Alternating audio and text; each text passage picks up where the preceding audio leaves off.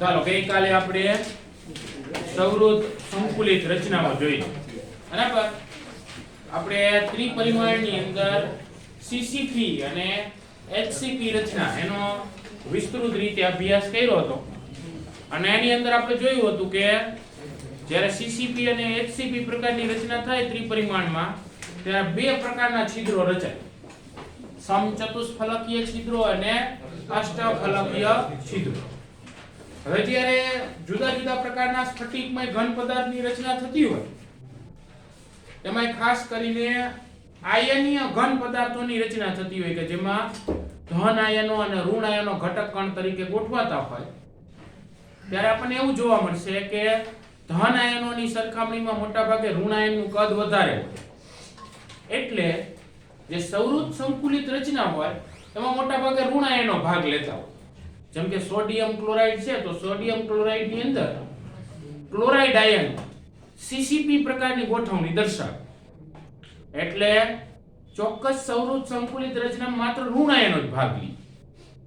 જ્યારે ધન આયનો છે એ ઋણ આયનોની સરખામણીમાં કદમાં નાના હોય, એટલે જે સમચતુષ્ફલકીય કે અષ્ટફલકીય છિદ્રો હોય એની અંદર ગોઠવાયેલા જોવા મળે.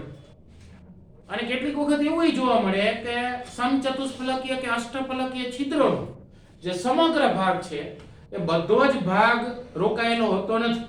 એનો અમુક અંશ કે અમુક ભાગ એ ધન આયનો વડે રોકાયેલો હોય, અમુક ભાગ ખાલી હોય.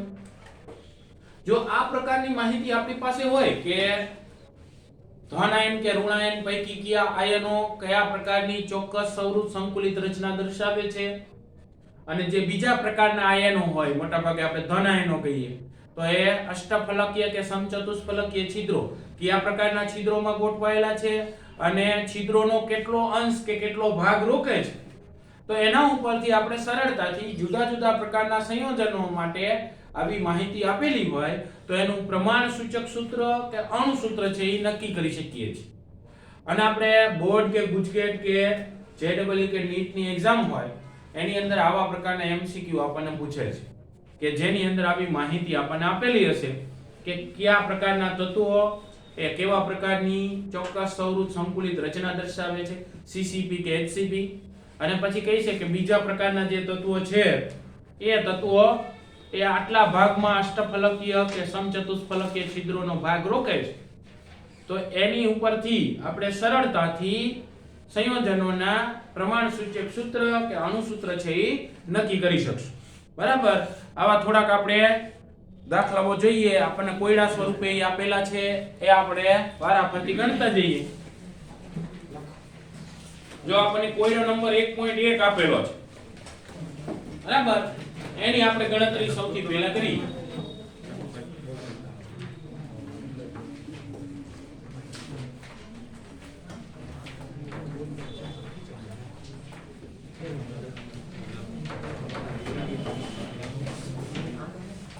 કોયડા નંબર 1.1 ની રકમ શું કીધી છે? આપણને કીધું છે કે એક સંયોજન બે તત્વો x અને y નું બનેલું છે. એક સંયોજનની અંદર બે તત્વો છે x અને y. તત્વ y છે એ ઋણાયન તરીકે છે, જો કૌંસમાં કીધું છે કે ઋણાયન તરીકે છે. એના પરમાણુઓ સીસીપી બનાવે છે. સીસીપી એટલે ક્યુબિક ક્લોઝ પેકિંગ. બરાબર, સમઘનીય સૌરૃત સંકુલિત રચના. સમઘનીય સૌરૃત સંકુલિત રચના કે જેનો એકમ કોષ FCC પ્રકારનો હોય, ફલક કેન્દ્રિત એકમ કોષ એની અંદર હાજર હોય. બરાબર, ABC પ્રકારની રચનાઓ કે જે ગઈકાલે આપણે જોયું. અને તત્વ X ધન આયન તરીકે છે. હવે આપણે વાત કરી એ મુજબ ધન આયનોના કદ ઋણ આયનોની સરખામણીમાં નાના હોય, એટલે ઋણ આયનો ચોક્કસ પ્રકારની HCP કે CCP રચના બનાવે અને એનાથી જે સમચતુષ્ફલકીય કે અષ્ટફલકીય છિદ્રો બનતા હોય, કાં તો એ સંપૂર્ણપણે અથવા તો એનો અમુક ભાગ એ ધન આયનો વડે રોકાયેલો હોય, અને એના ઉપરથી આપણે સરળતાથી અણુસૂત્રની ગણતરી કરી શકશું. અને અહીંયા કીધું છે કે X ધન આયન તરીકેના પરમાણુ બધા જ અષ્ટફલકીય છિદ્રોને રોકી દે છે, તો સંયોજનનું અણુસૂત્ર નક્કી કરો. બરાબર, બધા જ અષ્ટફલકીય છિદ્રોને ભરી દે છે. હવે આપણે ગઈકાલે જોયું હતું કે કોઈ પણ પ્રકારની રચના હોય એ રચના જ્યારે આપણે દ્વિપરિમાણીય ષટકોણીય જે સૌરુજ સંકુલિત રચના હતી એના પ્રથમ સ્તર ઉપર બીજા સ્તરની ગોઠવણી કરી ત્યારે બે પ્રકારના છિદ્રો બનેલા હતા, એક સમચતુષ્ફલકીય છિદ્રો અને બીજા અષ્ટફલકીય છિદ્રો. અને ત્યારે આપણે ખાસ બાબત કીધી હતી કે સમચતુષ્ફલકીય કે અષ્ટફલકીય છિદ્રોની જે સંખ્યા હોય એ સૌરુજ સંકુલન પામતા ગોળાની સંખ્યા ઉપર આધાર રાખે. જો સૌરુજ સંકુલન પામતા ગોળાની સંખ્યા કેપિટલ N લેવામાં આવે તો અષ્ટફલકીય છિદ્રોની સંખ્યા એના જેટલી જ હોય એટલે કે n મળે, અને સમચતુષ્ફલકીય છિદ્રોની સંખ્યા એના કરતા બમણી એટલે કે 2n જેટલી મળે.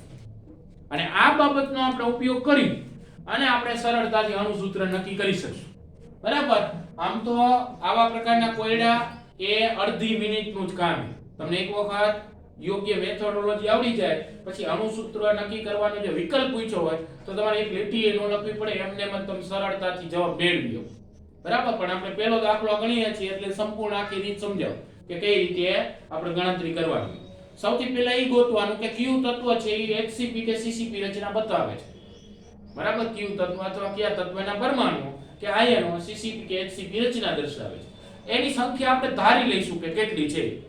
અહીંયા કયા તત્વો CCP કે HCP રચના દર્શાવે છે? Y. તો આપણે પહેલા જ સીધું લખશું કે ભાઈ તત્વ જે Y છે એના પરમાણુની સંખ્યા આપણે ધારી લઈશું કે ધારો કે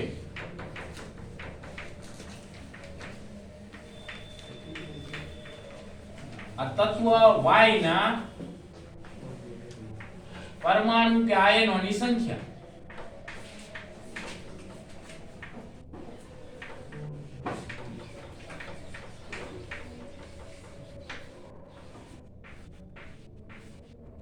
તમે કોઈ બી અંક ધારી શકો. બરાબર. અંક ધારીને દાખલો થાય પણ આપણે ધારવાની અંદર મોટા ભાગે અજ્ઞાત ધારતા હોય, કોઈ ABCD નો અક્ષર ધારતા હોય. બરાબર. આપણે સૌરુજ સંકુલન પામતા ગોળાઓ નંબર ઓફ એટમ્સ એ n વડે દર્શાવતા હોય તો આપણે કેપિટલ N ધારી લઈએ કે ધારો કે એની સંખ્યા n છે. બરાબર. તો એનો અર્થ એવો કે સૌરુજ સંકુલન CCP પ્રકારનું થાય છે તો કેટલા ગોળાઓ દ્વારા સૌરુજ સંકુલન થતું હશે? n જેટલા ગોળાઓ દ્વારા સૌરુજ સંકુલન થતું હશે. હવે દાખલાની રકમ વાંચવાની અને એ રકમની અંદર જોવાનું કે કયા પ્રકારના છિદ્રોની કથા કરી. સમચતુષ્ફલકીય છિદ્રોની કથા કરી હોય તો દાખલામાં આપણે સમચતુષ્ફલકીય છિદ્રોની સંખ્યા નક્કી કરવાની. અષ્ટફલકીય છિદ્રોની કથા કરી હોય તો અષ્ટફલકીય છિદ્રોની સંખ્યા નક્કી કરવાની. બેયની કથા કરી હોય તો બેયની સંખ્યા નક્કી કરવાની. બરાબર. આ દાખલામાં કેની કથા છે? તો આપણે માટે કહી શકીએ કે માટે અષ્ટફલકીય છિદ્રોની સંખ્યા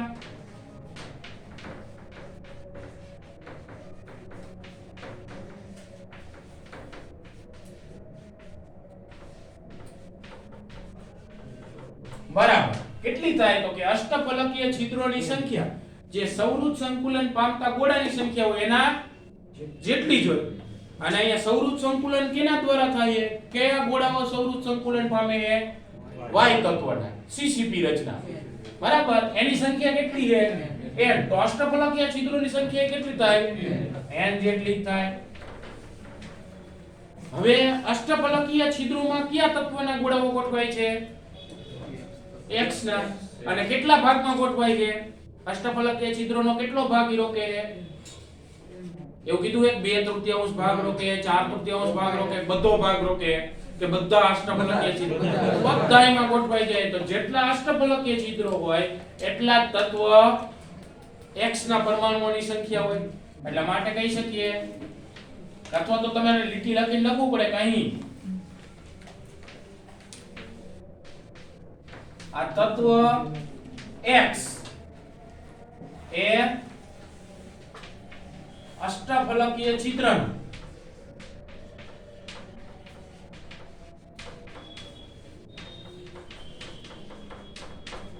બધો ભાગ રોકે છે.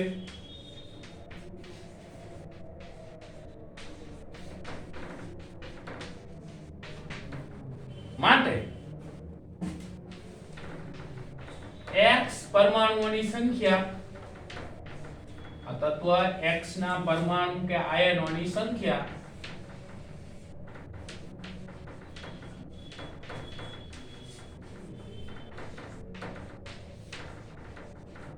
બધો ભાગ એટલે એક ભાગ કહેવાય, આખો ભાગ એટલે એક ભાગ. અને અષ્ટફલકીય છિદ્રોની સંખ્યા કેટલી હતી? n. 1 ગુણ્યા n. 1 ગુણ્યા n એટલે કેટલા થાય? n જ થાય. હવે કોઈ પણ નું અણુસૂત્ર એટલે એની અંદર જે તત્વો હોય એ તત્વોની સાપેક્ષ સંખ્યાનો ગુણોત્તર. અહીંયા આપણે બે તત્વો છે x અને y, તો બંનેની સાપેક્ષ સંખ્યાનો ગુણોત્તર x જેમ y બરાબર x પરમાણુઓની સંખ્યા કેટલી છે? કેપિટલ n જેમ y પરમાણુઓની સંખ્યા કેટલી છે? n. n જેમ n. n અંશ અને છેદમાંથી ઉડી જાય તો 1 જેમ x સાપેક્ષ સંખ્યા માટે અણુસૂત્ર શું થાય? xy. જો કથા આપણે ભલે લખવામાં આટલી બધી મોટી કરી, બાકી કાઈ છે નહીં દાખલાની. અણુસૂત્ર બરાબર xy આપણને મળી ગયું. બરાબર, એકદમ સરળતાથી આપણે ગણતરી કરીએ. આવો નામ બીજો આપણને કોયડો આપ્યો છે. જો એની અંદર શું કીધું છે કે તત્વ B ના પરમાણુઓ HCP લેટિસ રચે છે. ગમે એક લેટિસમાં ગમે એક તત્વનું નામ આપ્યું હોય છે. જે તત્વનું નામ આપ્યું હોય લેટિસની અંદર એનું શું કરવાનું? એની સંખ્યાને આપણે તારી લેવાની કે એની સંખ્યા આટલી છે. એટલે જે સંવૃત સંકુલન પામતા ગોળાની સંખ્યા હોય એના જેટલી જ હોય એ મળી જાય આપણને. પછી આ જે દાખલો આપ્યો છે એમાં કયા છિદ્રોની કથા કેવી છે? સમચતુષ્ફલકીય. અને સમચતુષ્ફલકીય છિદ્રોની સંખ્યા બરાબર, સમચતુષ્ફલકીય છિદ્રોની સંખ્યા પહેલા તો ગોળાઓની સંખ્યા કરતા કેવી હોય? બમણી હોય. એટલે પહેલા સમચતુષ્ફલકીય છિદ્રોની સંખ્યા કેટલી થઈ છે? 2n જેટલી. પછી જે તત્વ A ના પરમાણુ છે સમચતુષ્ફલકીય છિદ્રોનો બધો ભાગ રોકતા એટલે તત્વ B ના પરમાણુઓ સમચતુષ્ફલકીય છિદ્રોનો કેટલો ભાગ રોકે? 2/3 2/3 ભાગ રોકે છે. એટલે એના ઉપરથી એ તત્વના પરમાણુઓની સંખ્યા આપણે નક્કી કરશું કે આ કુલ સમચતુષ્ફલકીય છિદ્રોની સંખ્યા ગુણ્યા કેટલો ભાગ રોકે છે 2/3, એના ઉપરથી એની સંખ્યા નક્કી થશે. અને બંનેની સાપેક્ષ સંખ્યા ઉપરથી અણુસૂત્ર નક્કી થશે. બરાબર, ગણી હજી આપણે એક દાખલો એટલે આપણને વધારે ખ્યાલ આવે.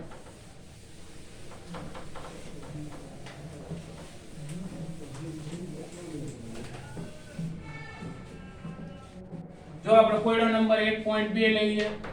એની અંદર સૌથી પહેલી વિગત આપી છે કે તત્વ B ના પરમાણુઓ HCP લેટિસ રચે છે.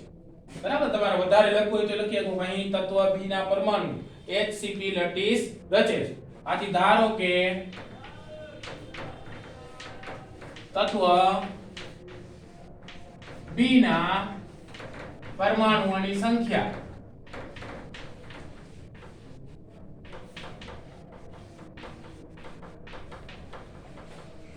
એના બરાબર કેપિટલ N. હવે માટે અહીંયા દાખલામાં સમચતુષ્ફલકીય રચે છિદ્રોની વાત કરી છે એટલે આપણે એની સંખ્યા તારવશું કે માટે સમચતુષ્ફલકીય છિદ્રોની સંખ્યા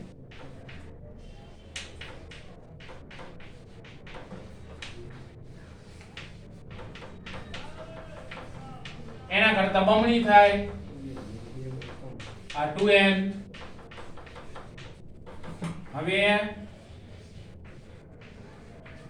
તત્વ A ના પરમાણુઓ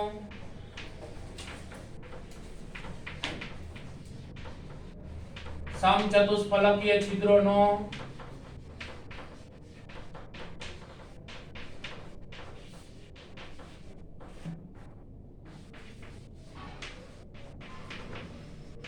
બે તૃતીયાંશ ભાગ રોકે છે.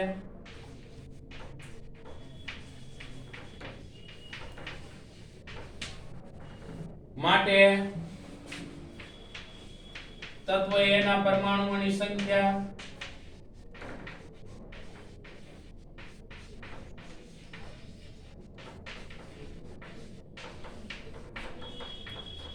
એના બરાબર એ સમચતુષ્ફલકીય છિદ્રોની સંખ્યા ગુણ્યા કેટલો ભાગ રોકે છે તો એ 2/3 ભાગ રોકે ગુણ્યા સમચતુષ્ફલકીય છિદ્રોની સંખ્યા 2n જેટલી છે તો આ થાય 2 દુને 4n બાય 4/3 n બરાબર હવે બંનેની સાપેક્ષ સંખ્યા ઉપરથી આનું સૂત્ર નક્કી થાય a અને b તો a જેમ b બરાબર a ની સંખ્યા કેટલી છે તો કે 4/3 n અને b ની સંખ્યા n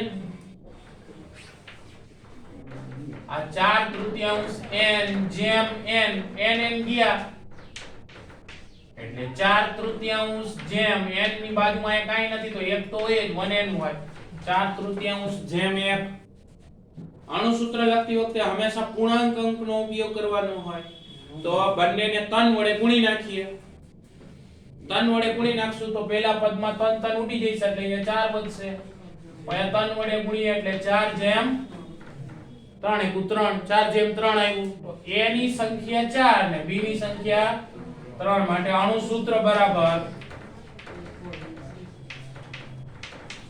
a4 b3 થાય a4 b3 બરાબર તો આ રીતે આપણને છિદ્રોની માહિતી આપી હોય તો એના ઉપરથી આપણે સરળતાથી જે અણુસૂત્ર ગણવાનું હોય એ અણુસૂત્ર ગણી શકશું હવે આવો નવો એક પ્રશ્ન આપણને ઇન્ટેક્સ પ્રશ્ન તરીકે પણ આપેલો છે લખાણ સંબંધિત પ્રશ્ન 1.15 આપણે જોઈએ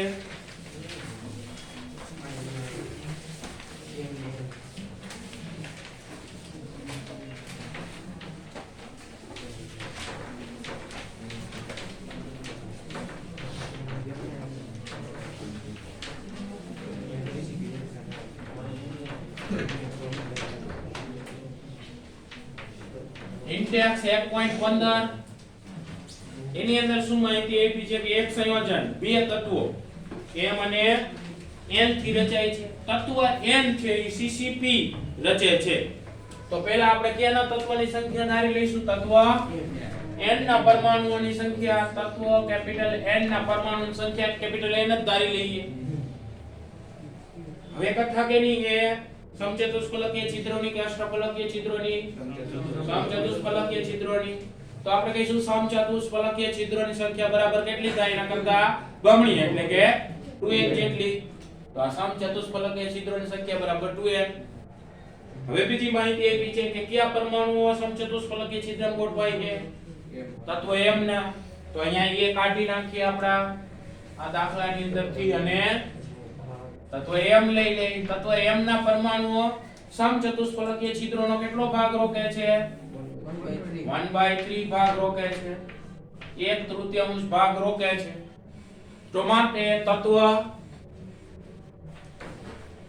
m ના પરમાણુઓની સંખ્યા એના બરાબર કેટલો ભાગ રોકે છે એને ગુણ્યા સમચતુષ્ફલકીય છિદ્રોની સંખ્યા તો 1/3 ભાગ રોકે છે એને ગુણ્યા સમચતુષ્ફલકીય છિદ્રોની સંખ્યા 2n તો અહીંયા આવશે 2n/3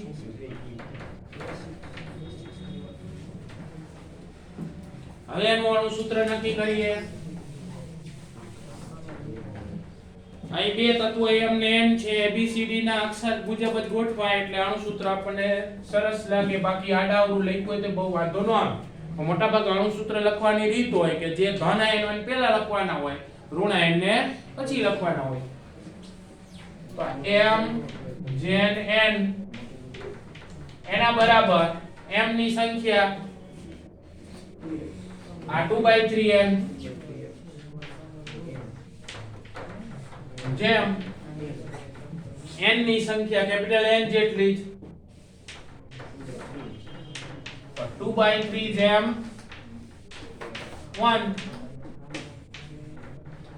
3 વડે ગુણી નાખીએ 2 જેમ 3 માટે આનું સૂત્ર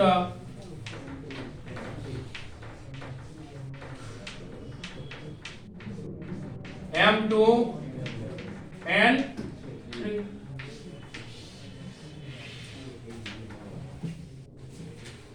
બરાબર. તો આ રીતે આપણે સરળતાથી જે માહિતી આપેલી હોય એના ઉપરથી અણુસૂત્ર નક્કી કરી શકાય.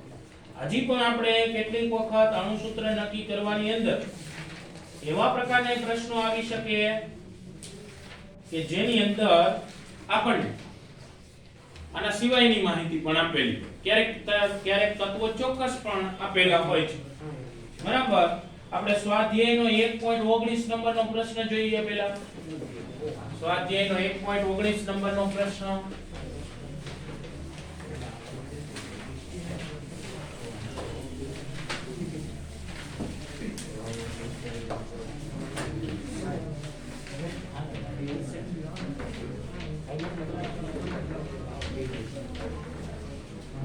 જો એની અંદર શું કીધું છે?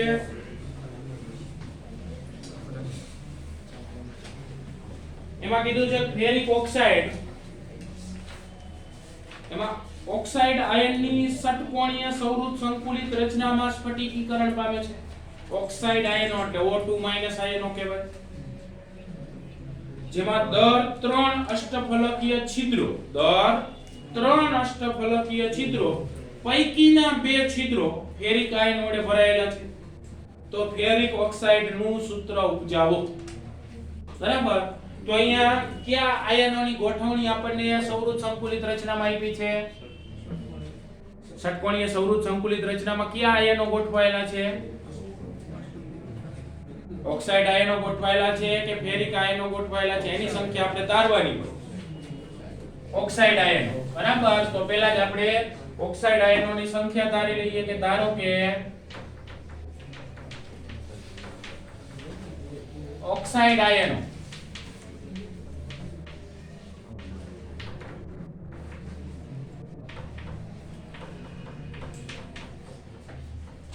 એની સંખ્યા બરાબર કેપિટલ N છે.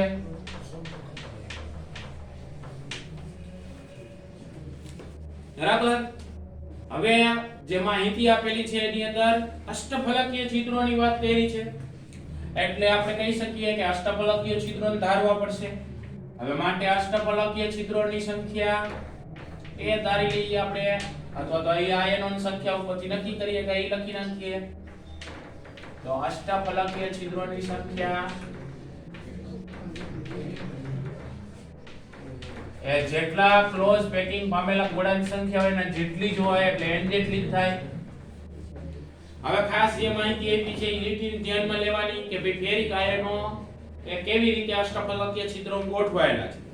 તો ફેરિક આયનો માટે કેવી ગોઠવણીની વાત કરી છે? તો દર 3 અષ્ટફલકીય છિદ્રો પૈકીના 2 છિદ્રોમાં ફેરિક આયનો ગોઠવાયેલા છે.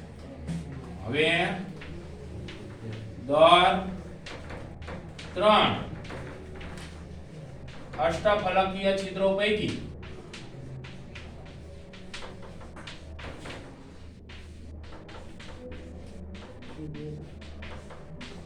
બે અષ્ટફલકીય છિદ્રોમાં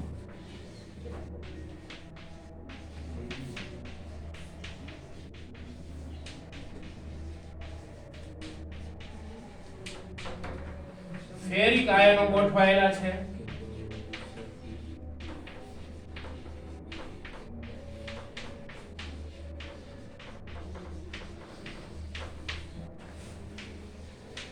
માટે ફેરિક આયનોની સંખ્યા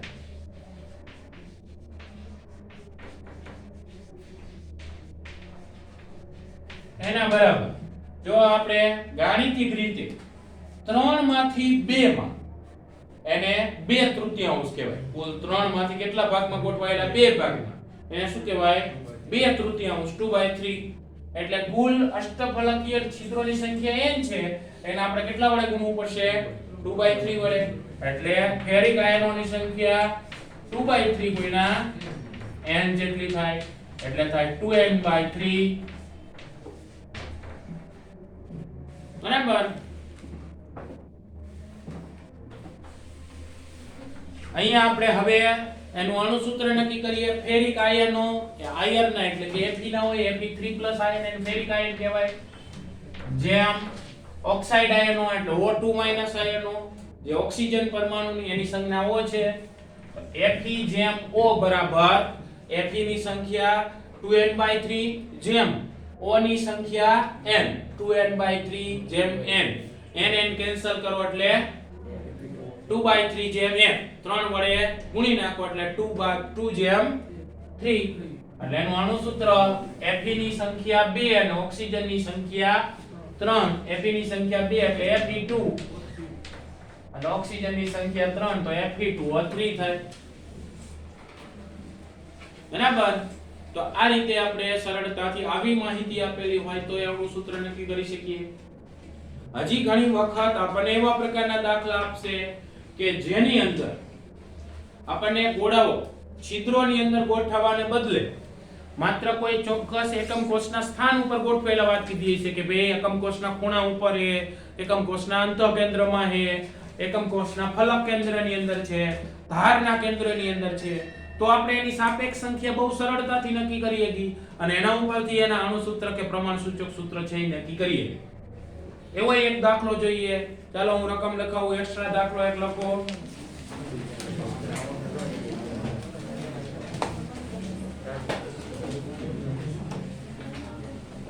એક સંયોજનમાં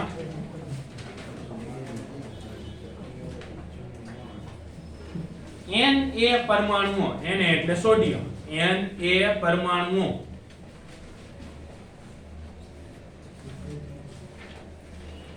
એકમ કોષના ખૂણા પર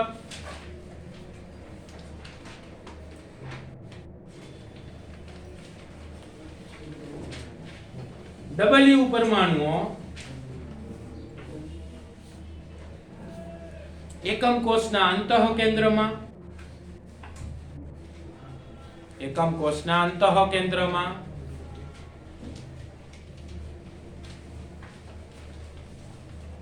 અને O પરમાણુઓ એકમ કોષની દરેક ધારના કેન્દ્રમાં ગોઠવાયેલા છે. એકમ કોષની દરેક ધારના કેન્દ્રમાં ગોઠવાયેલા છે. તો સંયોજનનું અણુસૂત્ર નક્કી કરો.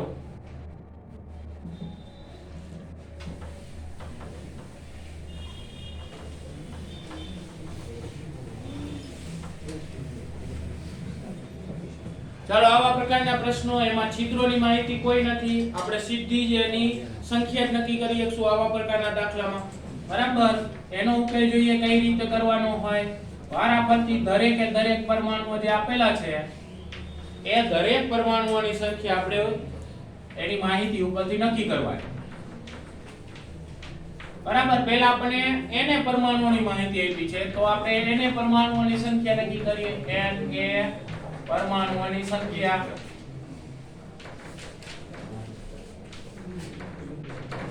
ચાલો આપણે Na પરમાણુ વિશે શું માહિતી આપીએ કે એકમ કોષના કયા ભાગમાં ગોઠવાયેલા છે? ખૂણા ઉપર ગોઠવાયેલા છે. અને સાદા સમઘન પ્રકારના એકમ કોષની જો આપણે વાત સમજવાની તો આપણે સાદા સમઘન પ્રકારના એકમ કોષમાં કેટલા ખૂણાઓ હોય? 8 ખૂણાઓ હોય. તો 8 8 ખૂણાઓ ઉપર આપણે સોડિયમ પરમાણુ ગોઠવાયેલા છે. 8 8 ખૂણા ઉપર. પણ હકીકતમાં ખૂણા ઉપર ગોઠવાયેલો જે પરમાણુ હોય એનો સમગ્ર ભાગ એકમ કોષની અંદર હોતો. એનો કેટલો ભાગ એકમ કોષની અંદર હોય? 1/8. તો આને 1/8 વડે ગુણી નાખવાનું. તો એને પરમાણુની સંખ્યા આપણને મળી જશે. કેટલી મળી? 1 મળી. હવે બીજા કયા પરમાણુની વાત કરી છે? W પરમાણુઓની. તો W પરમાણુઓની સંખ્યા નક્કી કરીએ.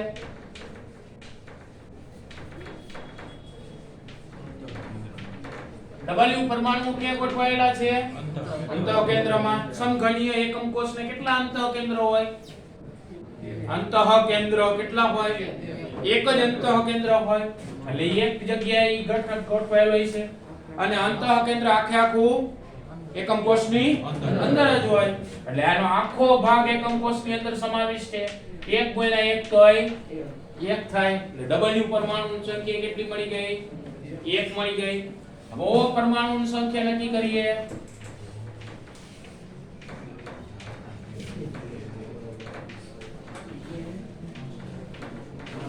O પરમાણુ ક્યાં આવેલા છે? એકમ કોષની દરેક ધારના કેન્દ્રની અંદર.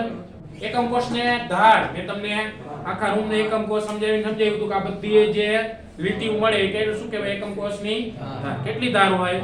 તો 12 ધારની અંદર આ ઘટક ગોઠવાઈ રહી છે એટલે 12. પણ ધારના કેન્દ્રની અંદર જે ઘટક ગોઠવાયેલો હોય એકલો એકમ કોષમાં આખો સમાવિષ્ટ હોતો એક ધાર કેટલા એકમ કોષ વચ્ચે ભાગીદાર થયેલી હોય આપણે ગોતવું પડે.